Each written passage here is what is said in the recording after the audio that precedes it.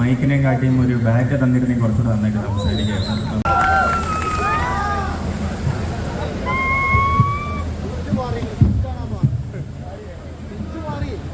എല്ലാവർക്കും എൻ്റെ നമസ്കാരം. ആദ്യം തന്നെ ഇത്രയും എനർജി കൂടിയ ഒരു പരിപാടിക്ക് ഞാൻ ആദ്യമായിട്ടാണ്. അപ്പോൾ ഞാൻ സംസാരിക്കുമ്പോൾ കുറച്ച് എനർജി കുറഞ്ഞ പോലെ തോന്നില്ല, എൻ്റെ മാക്സിമമാണ്. അപ്പോൾ ഞാൻ ആദ്യമായിട്ടാണ് എൻ്റെ ഇത്രയും സ്പെഷ്യലായിട്ടുള്ള ഫ്രണ്ട്സിനെയും ചേട്ടന്മാരെയും നേരിട്ട് കാണുന്നത്. അപ്പോൾ എവിടെ കട്ടായി പോയ പോലെ വലിയ സന്തോഷം.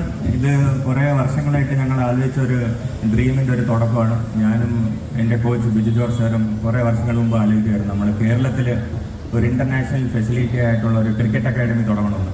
അപ്പോൾ അതിൻ്റെ ഒരു സ്പെഷ്യൽ ഒരു ഇവൻ്റാണ് ഇന്ന് ഇവിടെ തുടങ്ങുന്നത്. കഴിഞ്ഞ കുറച്ച് മാസങ്ങളായിട്ട് നമ്മൾ ഇതിൻ്റെ ബാക്കിലായിരുന്നു. പല തീരുമാനങ്ങൾ കറക്റ്റായിട്ട് ചെയ്തു. നമ്മുടെ റാഫിലേട്ടൻ്റെ ഗ്രൂപ്പും ജീമോൻ ചേട്ടനും എല്ലാവരും ഭയങ്കരമായിട്ട് സപ്പോർട്ട് ചെയ്തു.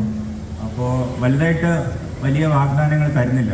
അപ്പോൾ അത് നമ്മൾ ആക്ഷൻസ് ആയിട്ട് കാണിക്കണമെന്ന് ഞാൻ പഠിച്ചിട്ടുള്ളത്. നമ്മൾ എങ്ങനെ ചെയ്യും, എന്തൊക്കെ ചെയ്യുമെന്ന് പറഞ്ഞാൽ നമ്മൾ ആക്ഷൻസിലൂടെ കാണിക്കാമെന്നാണ് ഞാൻ പറയുന്നത്. പിന്നെ ഇത്രയും വലിയ ഇവൻറ്റിന് ഇവിടെ വന്നതിൽ വലിയ സന്തോഷം.